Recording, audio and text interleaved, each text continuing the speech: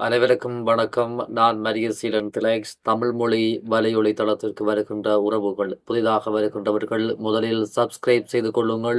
நாங்கள் பதிவிடுகின்ற இது போன்ற மிக முக்கியமான விடயங்கள் காணொளிகளாக உடனுக்குடன் உங்களை வந்து சேரும்.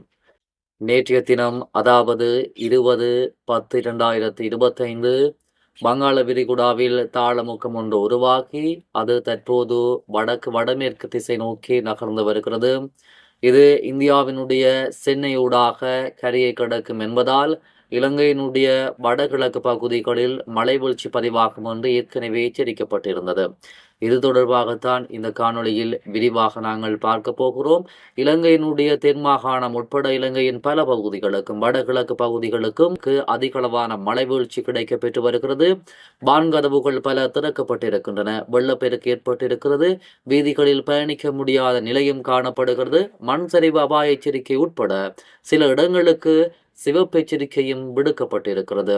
இது தொடர்பாகத்தான் இந்த காணொளியில் நாங்கள் விரிவாக பார்க்க போகிறோம். இலங்கைக்கு கிழக்காக விருத்தியடைந்த கீழ் வளிமண்டல தளம்பல் நிலை தொடர்ந்தும் காணப்படுகிறது.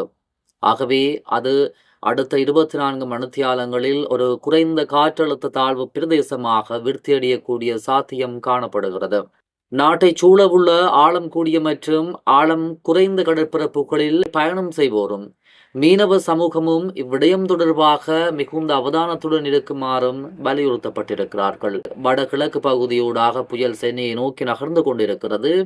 ஆகவே இந்த புயல் நகரும் போது பலத்த காற்று, பலத்த மின்னல், பலத்த மழை வீழ்ச்சி பதிவாகும். இதே நேரம் கடல் மிகவும் வடகிழக்கு கடற்பரப்புகள் கொந்தளிப்பான நிலையில் காணப்படும். ஆகவே இந்த கடல் பிரதேசங்களில் மீன்பிடி நடவடிக்கைகளில் ஈடுபடும் மீனவர்கள் இது தொடர்பாக மிகுந்த அவதானத்துடன் இருக்குமாறும் வலியுறுத்தப்பட்டிருக்கிறார்கள்.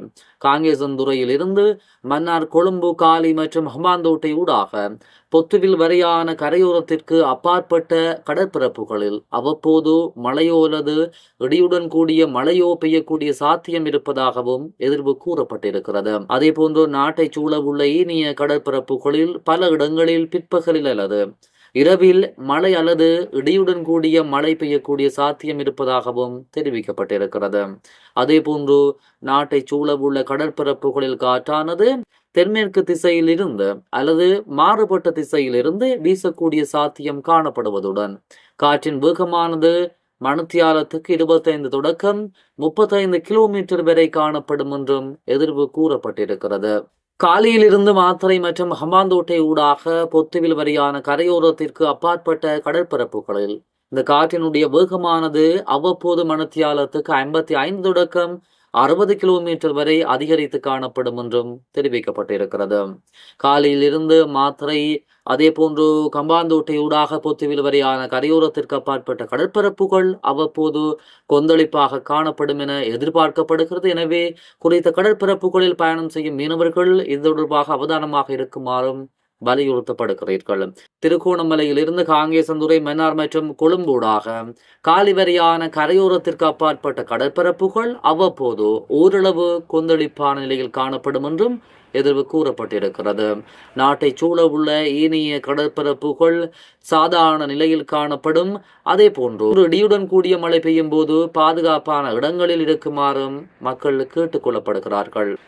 இதே போன்று சிவப்பு எச்சரிக்கை விடுக்கப்பட்டிருப்பதான செய்தியும் காணக்கூடியதாக இருக்கிறது. அது தொடர்பாகவும் இந்த காணொலியில் சுருக்கமாக பார்ப்போம். தற்போது இலங்கையில் ஏற்பட்டிருக்கின்ற சீரற்ற நிலைமை காரணமாக சிவப்பு எச்சரிக்கை விடுக்கப்பட்டிருக்கிறது.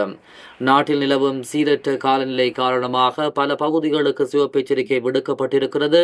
மேல் சப்ரஹோம, மத்திய, வடமேல், தென் மற்றும் வடக்கு மாகாணங்கள் மற்றும் அனுராதபுரம் மாவட்டத்திற்கும் இந்த எச்சரிக்கை விடுக்கப்பட்டிருப்பதாக வளிமண்டலவியல் திணைக்களம் தெரிவித்திருக்கிறது.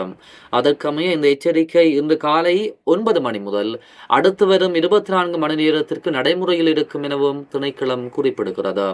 நாட்டின் கிழக்கே உள்ள கீழ் வளிமண்டலத்தில் ஏற்பட்ட குழப்பம் காரணமாகவே இந்த மாற்றம் ஏற்பட்டிருக்கிறது. இந்த அமைப்பு தொடர்ந்து வளர்ச்சியடைந்து இலங்கைக்கு அருகில் வடமேற்கு நோக்கி மேற்கு நோக்கி நகரும் என்றும் எதிர்பார்க்கப்படுகிறது.